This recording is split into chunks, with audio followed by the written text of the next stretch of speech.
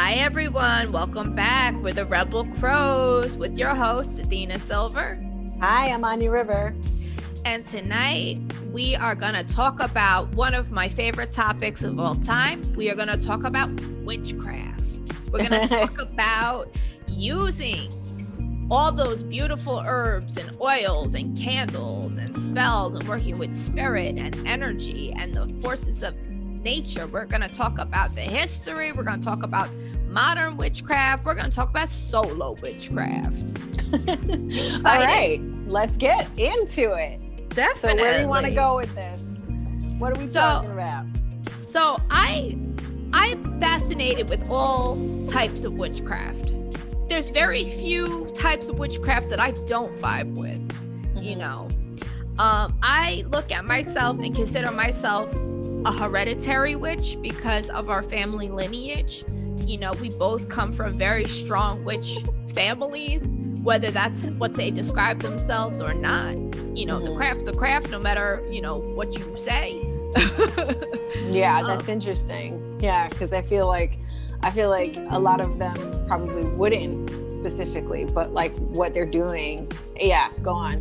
Yeah, well, I mean, there's a lot of pagan elements, even in Catholicism. Like, there's, you know, body of Christ and all that. That's kind of witchcraftish.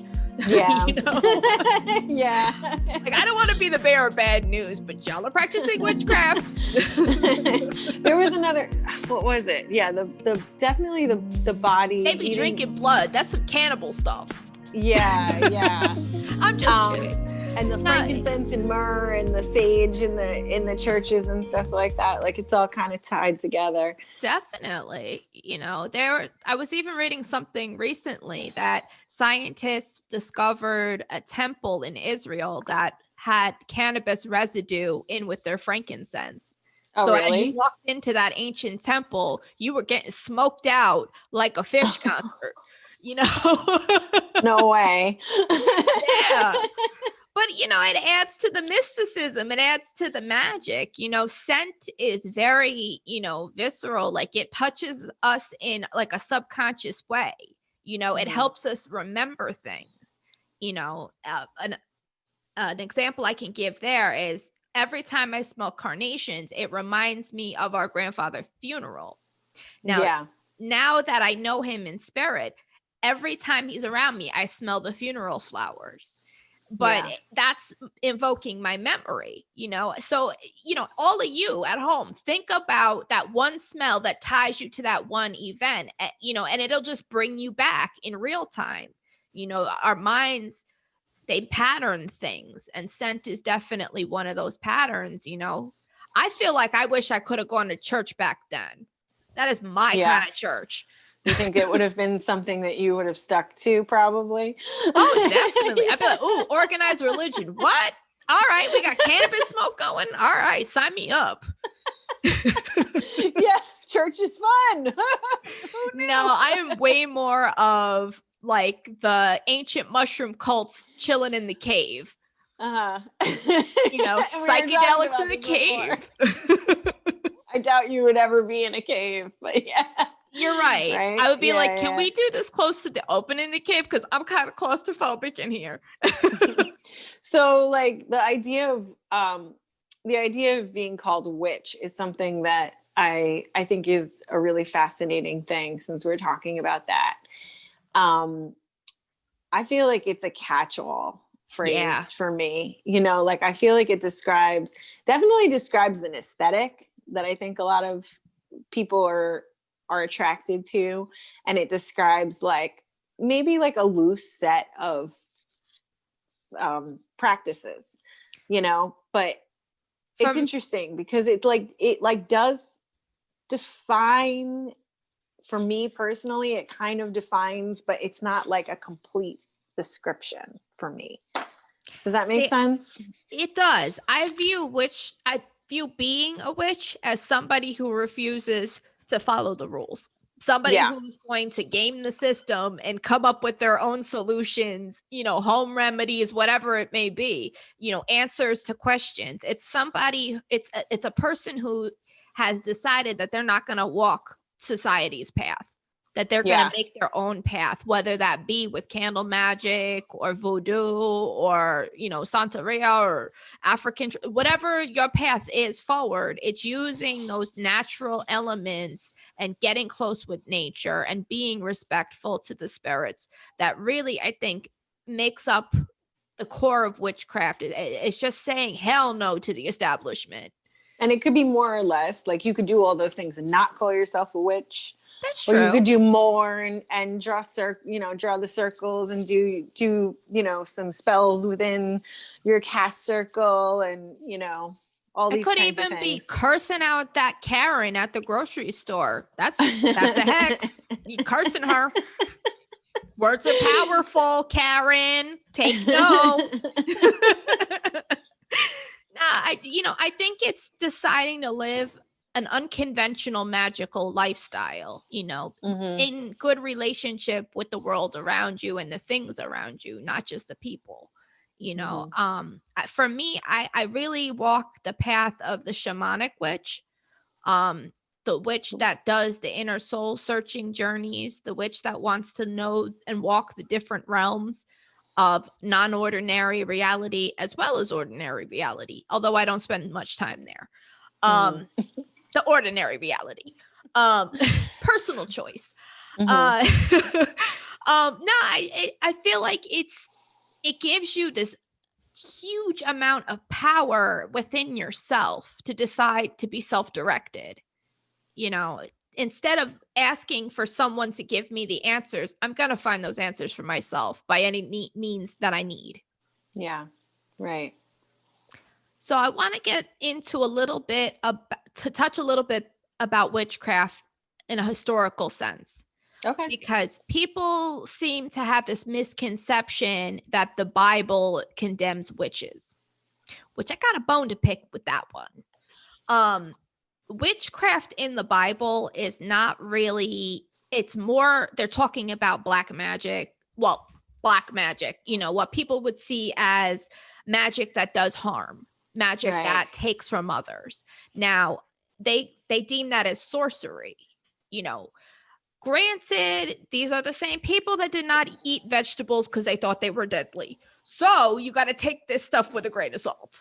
But it's more about, you know, the people who were deemed witches were the ones that decided to help others with natural medicine.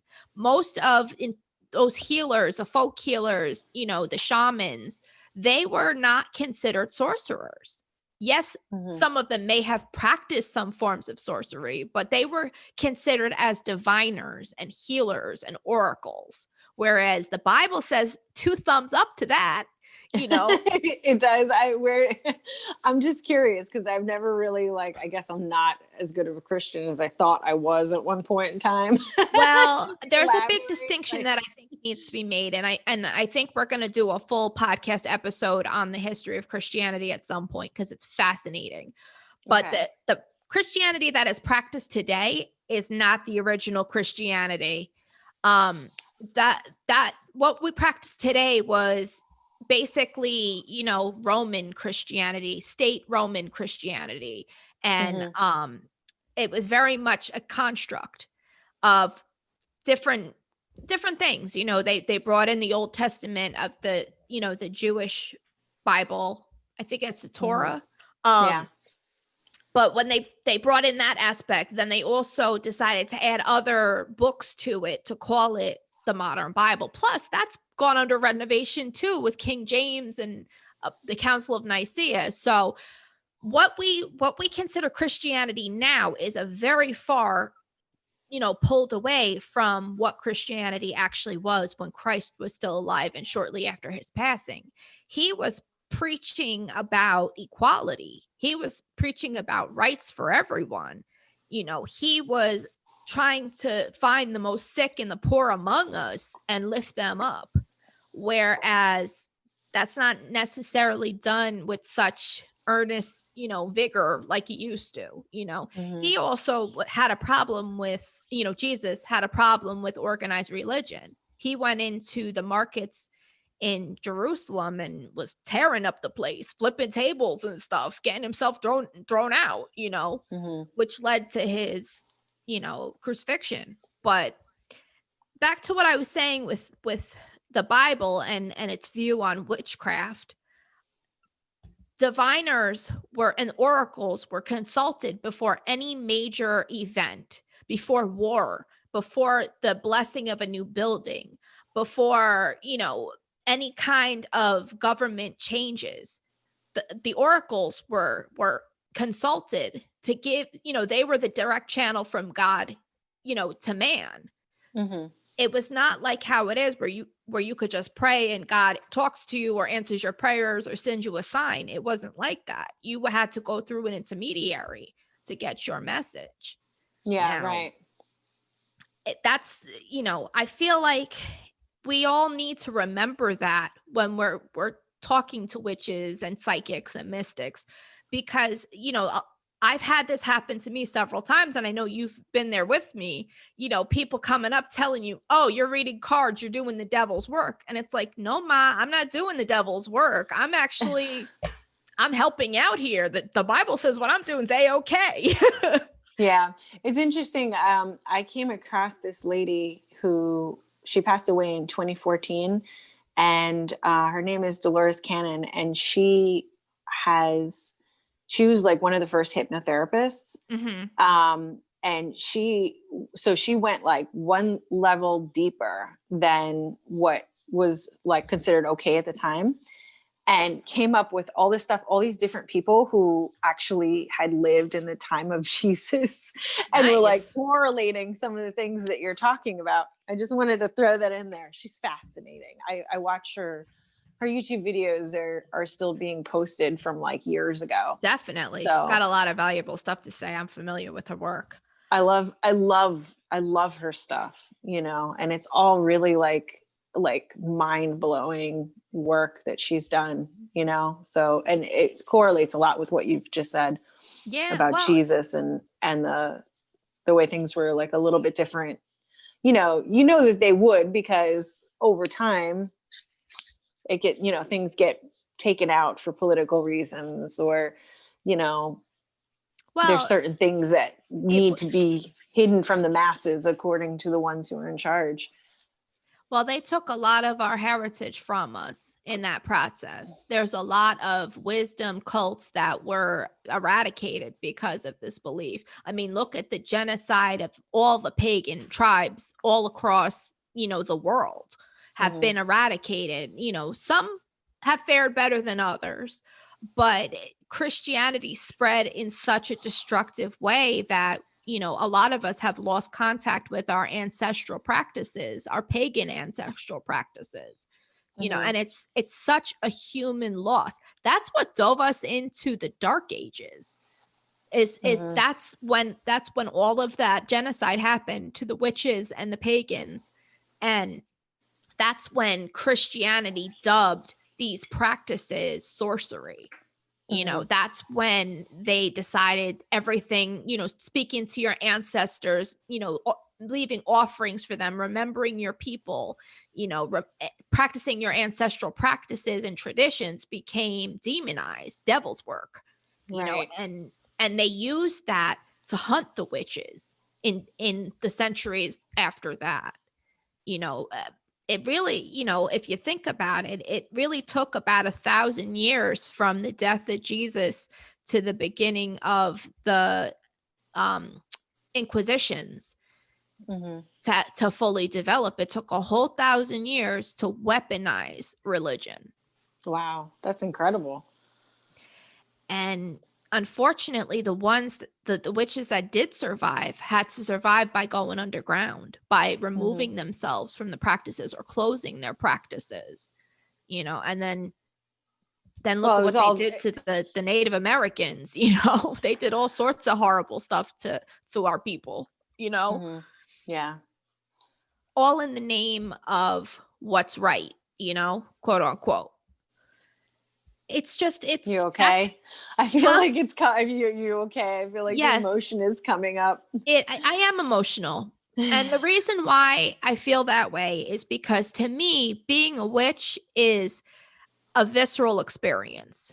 I am carrying the torch that other people before me carried. I take it seriously. It's a lifestyle, choice for me. It's a way of life. And every time I make offering or open ceremony or make sacred space and call in the ancestors or the spirits or any deity or whatever I'm working with that day, I feel the weight of the practice on my shoulders. I feel the history on my shoulders. And I realize that I'm part of that lineage and part of that history. And that really means something to me, So when I do talk about the death of our people, our witch people, I feel the loss, because they were killed for practices that I can practice freely. Yeah. And that you feel like a responsibility to pass on. I do very much. That's the thing, is that it's been hidden, or had to be modified to be able to be practiced. And so now we're at this wonderful point in history where, we can be totally open. Yeah. And, you're going to get some dirty looks and some comments, but, yeah, but nobody's cutting off my hands because I won't pray to Jesus, Whereas that happened to our Taino ancestors. They were literally, had their limbs cut off for not praying, to the Spanish God at the time, And so I feel like there's a big distinction for me. The witches that know their history will get emotional while talking about this, will feel that they need to pass this on, and show real deep reverence for what happened and the tragedy and the genocide. Whereas the ones that are more, modern, that are a bit more trendy, that are really new to the practice, they may not carry that same conviction because they don't know the historical side of things, which I would say it's so worth doing your research. It brings so much more meaning to your practice, and it brings meaning to your soul because you're doing ancestral healing work, not only on yourself, but on the spirits and your ancestors who have passed away due to really unfortunate, horrible, horrific things. Yeah, that's beautiful. So what would you suggest to people? I'm sorry. Is there one particular, or are there a few particular books or videos or topics? I'll link some books below in the description of this video. But I can't really think of any books off the top of my head right now. I would say if you really want to learn about the history of witchcraft, look about books about like the stories of Rome conquering the Celtic tribes. Okay. Julius Caesar, he wrote a book about the conquest of the Celtic tribes and just the brutality of what happened there, because they also, that's how, if you can set a precedent for how they treated others, it gives you a sense about how they treated the pagan people, same people, once they converted to Christianity. When he wrote that book, though, they were not practicing Christians. They were actually killing Christians for sport. So, it's a little bit of both. I think learning about the Spanish Inquisition was really eye-opening for me, and what happened in Germany and Scandinavia with other inquisitions that happened there. Salem, everybody brings up Salem, and it's interesting to look into, but it's not going to give you the same takeaway. Yeah, it's not. That Salem was kind of weird in its own way. It was the last of the Inquisitions because at that point it was just lunacy. Yeah, definitely. It was like anything that could go wrong would go wrong, you know? It was the perfect storm. I would really like to look at the astrological like makeup of what was going on at that time. Oh, I'm sure it was a shit show. It was just like so much, you know, and it was definitely like a little bit about witchcraft, I think, but it really wasn't. It really wasn't. It was really about hierarchy within a society. It was like when you can weaponize religion in a small community for gain. I feel like a big part of it was also the isolation and the threats coming from all directions, where like witchcraft was like the ignition, like the you know, the spark. And it was already just like dried timber everywhere, you know. Wow. Like people were at each other's like throats, and you know, there's a lot of drama going on, wars happening, and threats of attacks, and you know, people don't realize that the religious refugees that came over to the Americas, you know, that predate Salem, were Puritans and Lutherans that were fleeing the Church of England and the different, you know, the Catholic Church and all of the oppression with them. Their particular brand of Christianity was extremely oppressive, especially to women. And so there was a lot of tension about being completely perfect. They were Puritans, you know, they had to be pure. And so, you know, they couldn't even wear like red. Wearing red meant you were a hoe, you know, like God forbid you got those red stockings that nobody can see, you're a hoe. An ungodly hoe at that. You know, I've never heard that. So it's really like it was whorish, or it was a mark of a lady of the night, or it was just unchaste, you know. It was just looked down upon, you know, especially for younger women. You know, these were the type of people that they were literally looking for something to do. They didn't have TV. They didn't have the internet. They had a lot of farming. I mean, yeah, but obviously minding their own business was not high up on their priorities, and loving thy neighbor, you know. But there was also books that were very popular at that time that were coming from the Spanish Inquisition and the Inquisitions all throughout Europe. They were, you know, demon fighting, witch fighting, you know, witch hunting pamphlets and booklets that were going around. So all of that had people hopped up on some craziness, you know. And, you know, if a lot of these people were illiterate too. So they were getting most of their information second, third, fourth hand. So God only knows what the hell they really thought was true about witches. You know, they thought witches ate babies. They thought we, you know, had sex with the devil. Not knocking it. Don't knock it until you try it. But, you know, like they were saying all sorts of stuff about us, that we had big warts on our noses, you know, that we were throwing corpses in our cauldrons and drinking it and all this crazy nonsense. Like, read historical fairy tales like from that time period about witches. It really paints a picture, you know? Yeah. It's sad because they lost all of that knowledge, all of that ancestral wisdom of plant working, of herbalism, of natural remedies, you know, of even just crafting and conjure, you know, like they lost a lot of it. Yeah. Because of the eradication, you know. You find a lot of Reconstruction, paganistic, you know, practices nowadays. Like you see it up in Scandinavia. There's some Reconstruction, paganism, sects. And it's interesting to see how they're rebuilding a religion that was lost.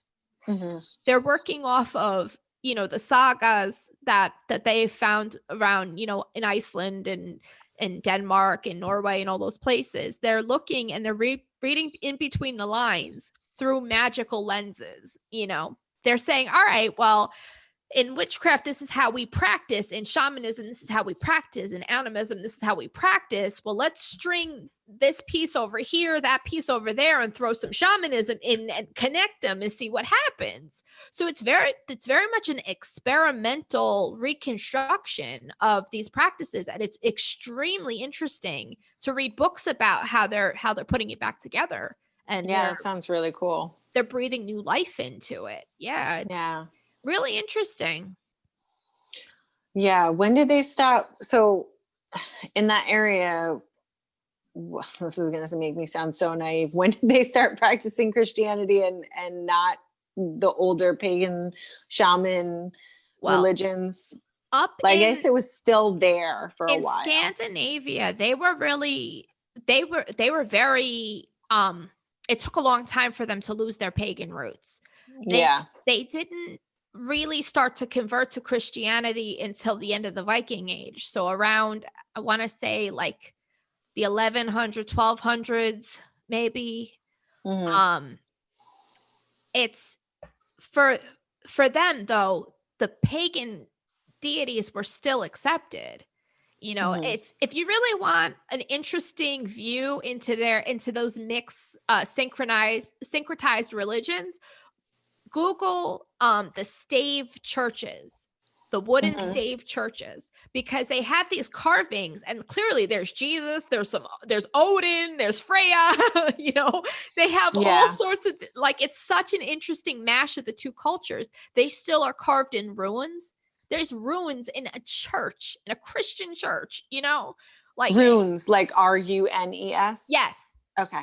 Yes, like that was their written in like the divination. Yeah. Well, it's divination now. It was always used in witchcraft. It's just, it was also used as language at one point as well. Okay. So, people think runes just as the magical sense, but no, they had a linguistic sense to them as well. Each rune represented an idea. It represented, like a function, like a verb or a noun, to describe something or to indicate something. So people then, that was over time, translated into the magical guise, where the runes that survive today have magical intentions and magical meanings associated with each one of them. They also have linguistic associations still attached as well. There's a really good book. I don't remember the name of it, but I'm going to link it below, about, it's about ruins and their linguistic values. It's really interesting. No, it sounds great. But yeah, I mean, it took them a really long time. I mean, it was almost, almost the end of the Viking Age. People were, America was not even, rediscovered, at that point. We were still technically in the medieval age, before the paganism was eradicated. And that took centuries to fully eradicate it, to really kill it. That's why it's easier for them to reconstruct it, because they're not so far removed from it. Whereas, if people say in Italy or France or, or even like Britain, it's a little bit harder to reconnect it because it's been dead a lot longer. Right. But you still got some modern day druids out there kicking it.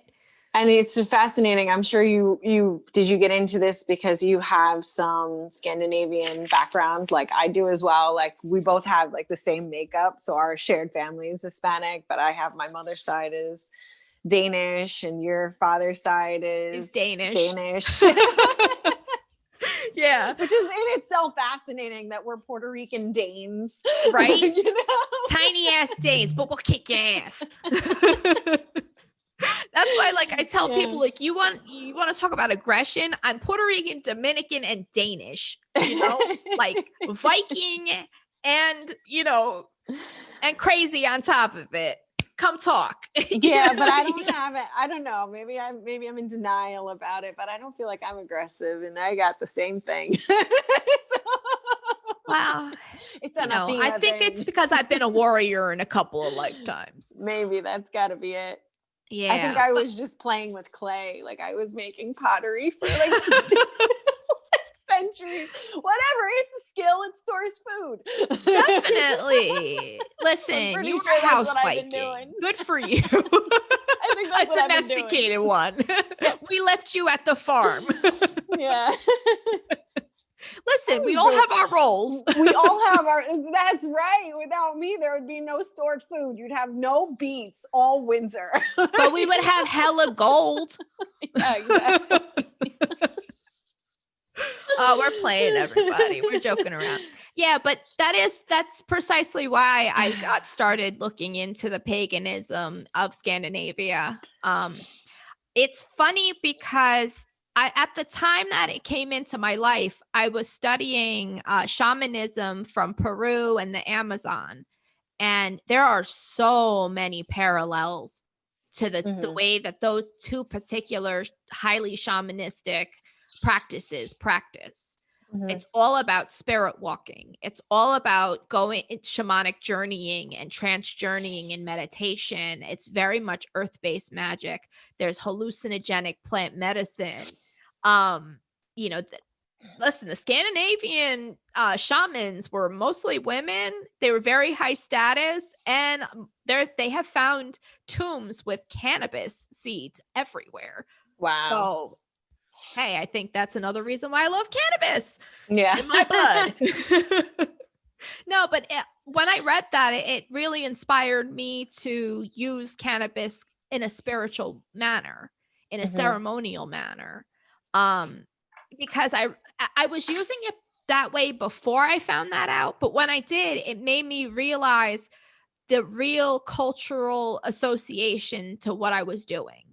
I intuitively came to that practice. My ancestors told me, my gut told me, that my spirits told me that this is okay to practice it this way. And this is the way it should be used. And so I had used it for a while. And then when I found that out about the tombs with the cannabis seeds, with the shamans, they found them in Norway and Denmark and Sweden, all over the place. These women that were really high in their society, they were viewed and respected almost as kings. Back then you do not mess with that witch. They thought that they were tied to the gods, that they were taught by the gods, that Odin and Freya came down and gave their magic to these women, and they were healers. They were performing miraculous miracles, and healing people in a time when they didn't have hospitals, they didn't have penicillin, they didn't have, the medical attention that we have nowadays. So, it's really complex. Witchcraft is a lot deeper than most people realize. It has such a rich history. And it's really worth looking into it, because it just opens your eyes about the lineage that you truly come from as a human being. Our human experience is a magical, mystical experience, and it's always been that. Well, thank you. This is beautiful. I appreciate everything that you shared with me and with us today. Definitely. It's Anytime. awesome. You guys, my people. Yeah, this is incredible. It's really worth looking into the deeper side of things. It's not just party decorations and a pointy hat once or twice a year, And that isn't even associated with witches. I'm pretty sure that was a brewer's thing. The women who were making the beer had these tall hats so that people could find them at fairs. Hell yeah. It's not even a witch thing. But that potion he was hawking was hella magical. There you go. Well, there's a really rich tradition of alcohol being used in a ceremonial sense that goes back to hunter-gatherer culture. Yeah, sure. That was a deep ritual, of talking to the gods and the spirits, while under the influence. So, it wasn't looked at in the way that we look at alcohol now. It was looked at more so as ceremonial medicine, like the way that we would look at something like ayahuasca or mescaline. It was to teach you something. It was to tap into the unseen realms. So learning is fun, guys. I highly Absolutely. recommend. But yeah, you know, thanks for having this conversation with me. I appreciate it, because, you know, I want to help people really tap into the deep spiritual side of themselves that they may be disconnected from or just connecting to. So it's, you know, I feel like that's one of the ways I can honor my ancestors, is by helping to help people get on the path that they're meant to be on, you know. I think it's very much needed in this, and especially if you are reconnecting with your witch journey, you know, you need to know where we're at and what we're doing. And I say reconnected because you're never really not a witch. If you're a witch, you're never really not a witch. It's not like you know, the idea of a baby witch is kind of, you know, it's irrelevant, you know? So, I mean, in the grand scheme of things. Well, you know, I'm not trying to open up a whole nother thing. So yeah, I mean to say, you know, we're reconnecting with something that is ancient, and, you know, no one's, if you're a witch, you're not really, you can't not be a hereditary witch, you know, like this is something that goes back in our DNA, in our shared DNA for eons. So, and if you're you might just not be aware of the connection in previous generations. Doesn't mean it was never there. Yeah. You know, and some people in the family are called to practice where others are not. Right. So there's that too, you know.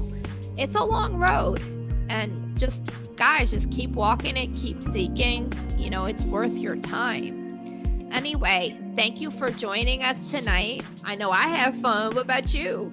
Yeah, it was great. Thank you so much. Yeah. Make sure that you like, subscribe, and follow at the Rebel Crow Psychic Show. We do a podcast every week. We drop it on Thursdays. The full episode visual is on YouTube, and for the audio, it's available on all major podcasting platforms. I'm Athena Silver. If any of you would like to have a tarot card reading, a past life regression, mediumship, I have a bunch of stuff on my website. It's readingswithathenasilver.com. If you want to check out my Instagram, it's athena.silver. My Facebook is Readings with Athena Silver, and my TikTok is Athena_silver. How do they get to you, Anya? I am on Facebook and Instagram at Anya River, ANJARIVER. And you can reach out to me for a tarot reading if you'd like. Awesome. Well, thanks, guys, and we'll catch you next week. Enjoy the rest of your day. Bye. Bye.